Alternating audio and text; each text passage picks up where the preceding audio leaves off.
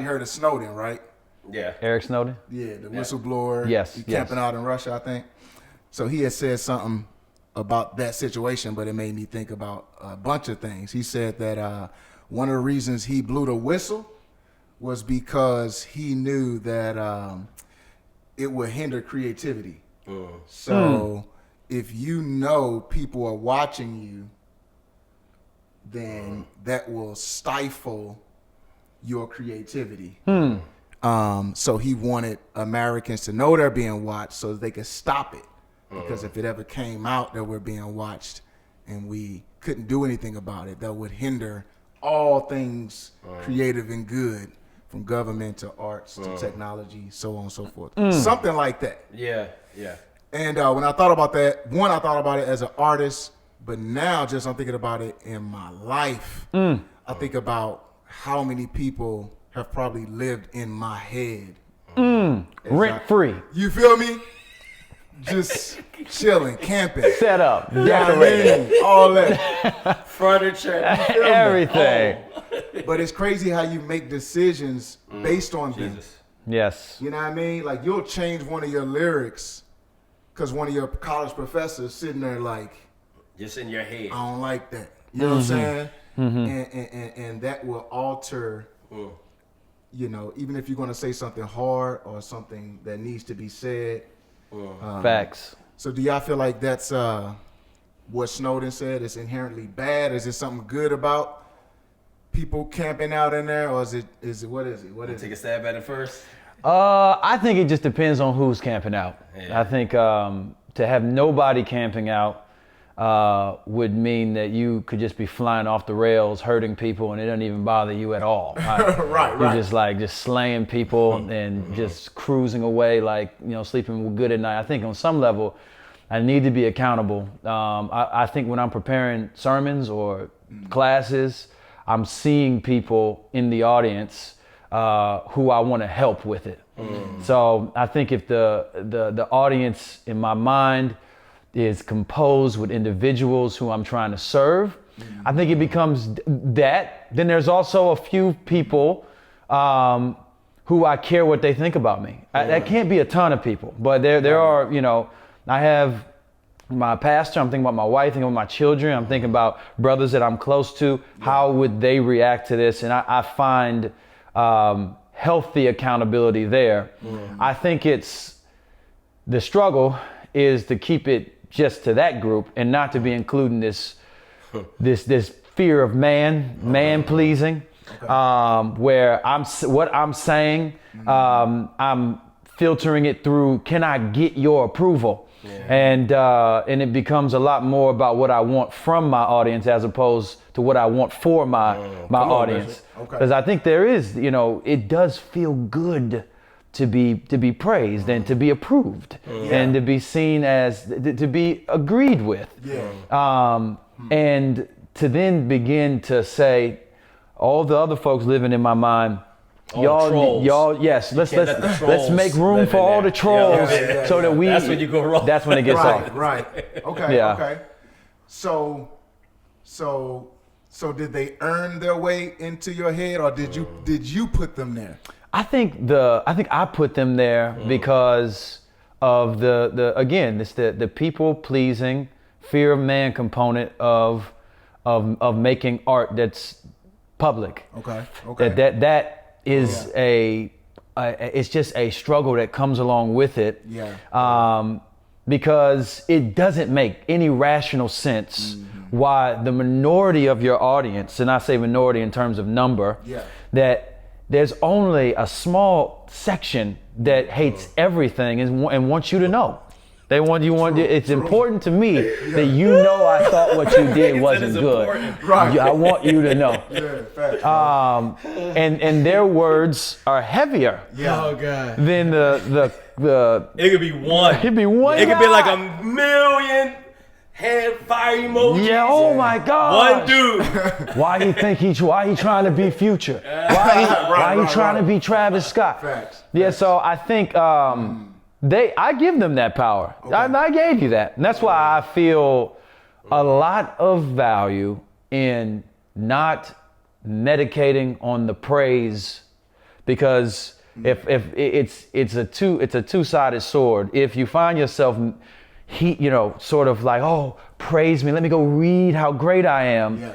Then when you find out that you're not great from your troll, then it really hurts. It's just good to not be affected by either. True, I gotta disengage, I think, a lot from the, I try to peer into what folks are saying long enough to get the gist, and outside of that, I try to back away. Yeah. Yeah. Okay, good. So with that being said, how do you so with the voice, the audience that we consider, are we instructing our own selves as to what's too far with their eyes on us? Like so for example, right, if those people occupy space in our minds, how do we know when to take those stares as good and helpful, and how to know when we take those stares as the ones we dismiss? They're hindering me, or like how do we divvy up those stares based on that audience? Good question, in our Blaine. minds? That's a great question. You feel me?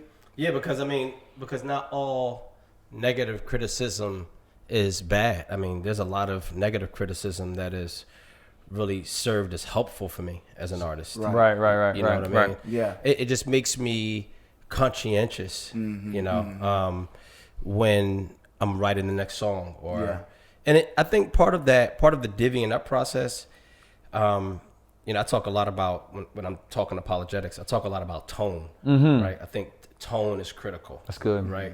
And I was talking to somebody about Paul on the Areopagus, and how one of the things that's fascinating about that passage is how it ends. Because it ends with, now, Paul starts out very strategic but he ends very hard. He ends with the judgment of Christ. But what follows that is what's fascinating. What's fascinating is the people's response to him was, "Are you willing to come back?" And that really resonated with me. And I think that what it said to me was that even if they were divided about what he said, they didn't have a problem with how he said it. He struck enough of the proper tone for them to want him to come back to continue the conversation. And so with that, I think that even as people are critiquing us, how people critique us, there are people that have said negative things in the best way possible. Right. I'm like, I hate what you said. I don't like it. Don't feel good. Right. It don't feel good. Yeah. But I'm not mad at it. It's actually something to consider. And I can tell you took the time to actually, it's harder to embrace the people who what kind of space, like what their intent is to cut you. Right. It's to hurt you. So it's harder to receive it. Yeah. Even if it's true. Right. Even if it's something Facts. about it that you should consider. Facts. So I think to answer the question, it's easier when divvying it up and trying to determine what do I take from this and what do I throw away. I think part of that is what will help us, and maybe this is good for the listener. Yeah. What will help us is, listen, if we just put an album together and we missed a key piece, because we put together records where we're talking about, these meta ideas. Right. You know what I'm saying? Right. Really grand, big ideas. Yeah. It's not, it's not lost on us that it's possible for us to miss something that should have been. Facts. It's okay, bring it to us. Yeah. How you do it, I think, helps us in saying, this one seems like something I should actually think through and consider. Right. Okay, that's dope. I get that. So with your new project, KB, like, what's the tiebreaker for you when there's relativity in the stairs? So say you want to say something hard about social injustice, that voice could serve you to say, "Nah, don't ruffle feathers," or that voice could serve you and say, "Bro, you need to say this."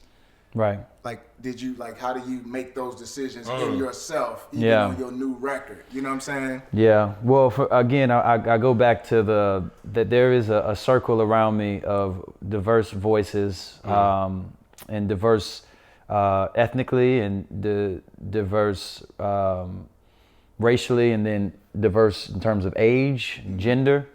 There's around me that I trust, and I feel like the Lord is saying is leading me to say something. But even Paul said, just because I feel right in my conscience doesn't mean I'm right. Yeah. So I'm like, let me y'all listen to this. You know what I'm saying? What do y'all think? Does this seem like the right thing? Is this really too far? Good. Let me yeah, I did that. I had this thing this interview that we're gonna put up probably tonight, where I said something there that I was like, man, am I being a little too direct? Mm-hmm. So I bounced that off of folks, and then I try to take that and then make peace with it, because the reality is my album comes out, and by the time this is probably up, my album will be out. There's going to be a group of people that are going to flame my album. They're going to say, what? And I mean flame, not in the positive. Right. They'll be like, what was he thinking?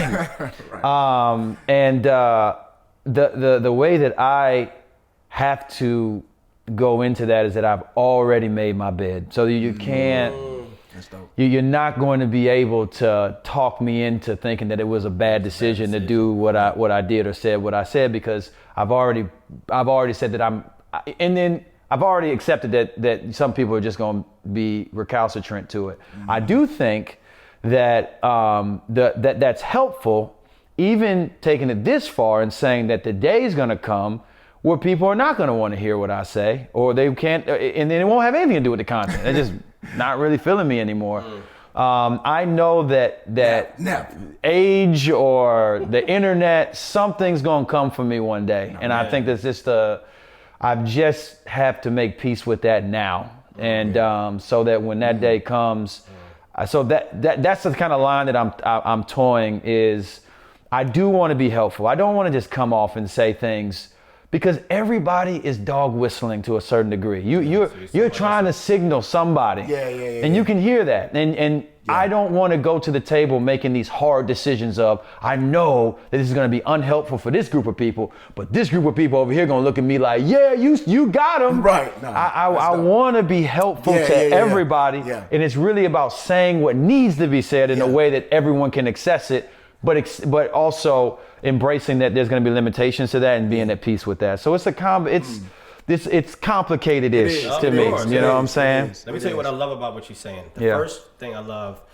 is because a lot of the voices in your head and the audience that sits there are the people that you actually have relationship with. Right. So you kind of get at it before, like you could get ahead of it's preemptive, right? Right. Like I'm actually talking to the audience that's in my head. Yes. Like the people that I care most about. Right. Yeah, and that I trust. Right. So I think that's dope, because by doing that and by kind of bouncing things off of them, you get a perspective that settles you, because you trust them. Those are the voices that you trust. You trust their integrity, you trust their experience, you trust their voices. Right. So then the voices of the outside world, they matter less.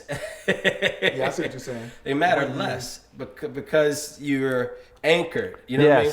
Not that they don't matter at all. Right. It's just like when you say, I could care less, and you mean that.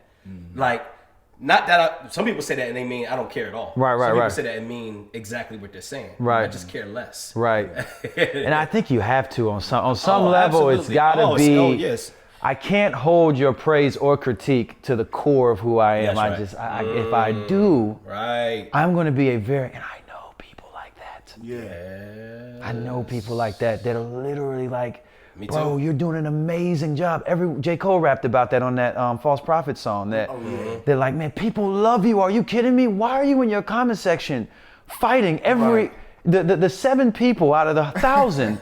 Why are you fighting them? You know what I'm saying? Because I think it's just that it just speaks too much to the core of who we are, and that's the struggle. I think that's the struggle for the artist, to try to find health in at the information age. And artists didn't have to deal. You had to deal with tabloids back in the day. You know, people write a little, but you didn't have all of your fans able to talk directly to you all they day. DM you. Yes. True.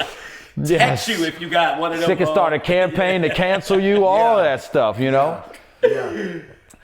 That's interesting. So what would y'all say, like, so? I'm so sorry. Can I say Nah, one thing? give it to us. I want to address something that you said. You said, Because as I get older, they won't want to hear me. I need to address that Oh, as the OG. yeah. Okay. Yeah. Turn up. Okay, because here's what it's going to be is that it's not that they will not want to hear you. They're going to want to hear you differently. I agree. Yeah.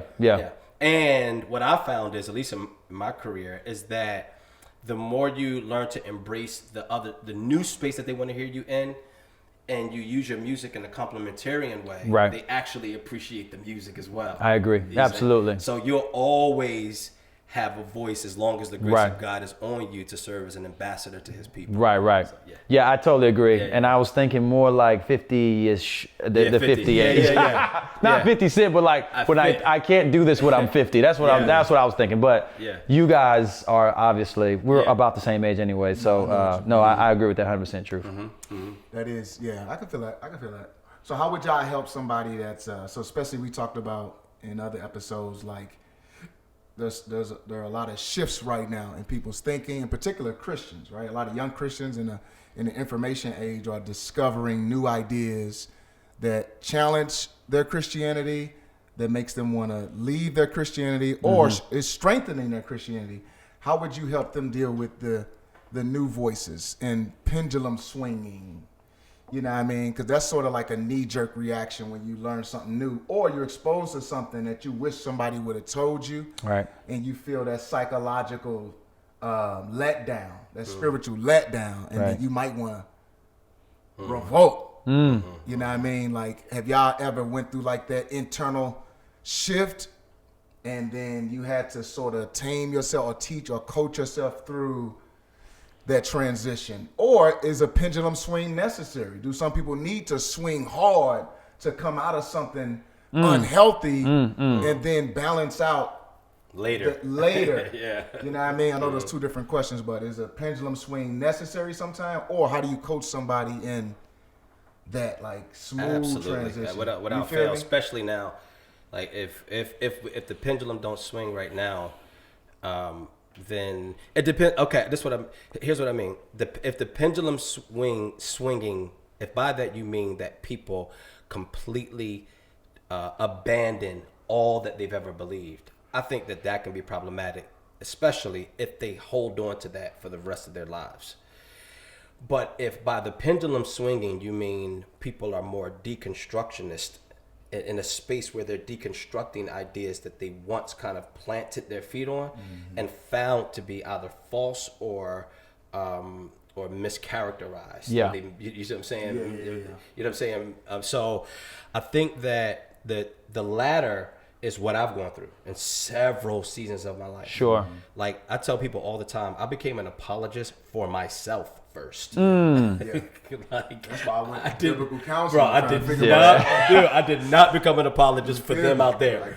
I became an apologist. I started racking up on books to help explain these ideas to me that I was personally wrestling with. And even with that, I share with people all the time that, what I literally can remember a time where I'm traveling the world. I'm 4 or 5 albums in. I'm playing, the festivals, this, that, doing it all, bro. Going in, like preaching Jesus with true conviction, getting off the stage and asking myself, is this stuff really real? I can remember that, and I went through about 4 different phases where I had to. Once I was at that place, that I had to go through a deconstruction period. I had to start over. I had to tear a lot of stuff down. And I can remember 3 other pivotal stages of my life. It feels like almost every decade I go through a pivotal kind of deconstruction period where I have to kind of get rid of old ideas. Certain ideas do need to be abandoned. You know what I'm saying? Right. Yeah, and then, but this is the key, and I've talked about this before. The key to deconstructing is always having the goal always being reconstruction. Like, but the challenge that we have right now with with deconstruction is that it's an end in and of itself. Wow. And I think that can be a problem. You see what I mean? Facts. So to answer your first question, I totally think it's necessary. I don't even see it as a necessary evil. I see it as necessary necessary for identifying what is real and what is true. Because what's the part of the root of disillusionment is I've just discovered this thing that I thought was real is not. But they told me that's what you hear. Right. But they said, but I was taught. And then because we're in the information age, the truth is actually only a Google search away. So it's important that people deconstruct right now with the goal and the intent to be reconstruction ultimately. And I think what I found is that in the same way that Jesus dealt with Thomas, God has a way of kind of meeting us in that space. Whether it's a space of cynicism or skepticism, or God has a way of, with Thomas, we see how Jesus deals with him. Where it's a both and. It's about rebuke for not believing without sight. Independent of sight. Well, at the same time, Jesus being accommodating and allowing for Thomas to say he met him right where he was. Well, at the same time, letting him know this was not my ideal. I would have rather for you to believe without all of this. But if this is what you need, I'll grant it to you. So I know Jesus to meet you in that space of deconstruction and trying to find and discover what's actually true versus what you've been taught. Facts. I love that, bro. I love that. That's dope. Just even in closing, I think about how you need the comfort of knowing God is carrying you through that. Yes. Because if in a moment of skepticism or transition, I'm losing my faith. That's even more terrorizing. Right. But to know you can be in that space, working things out, and Christ still be holding you. You know what I'm saying, as his own. That's confident. Like the example I heard of, if a man develop Alzheimer's and start groping women in a nursing home and forgets his Christianity, is he no longer in the faith? But it's dope to think of the reach of God's grace. Still grasping bro. You know what I mean? Even as the mind breaks. Your human journey. You feel me? As Manny laughs hysterically at that man. Sorry, bro. That man didn't ask for that, bro. He did not. That's it, man. We out, man. We done. Cut this off. Cut the cameras off, man. Make sure you hit that notification bell after you subscribe. You don't want to miss this complicated-ish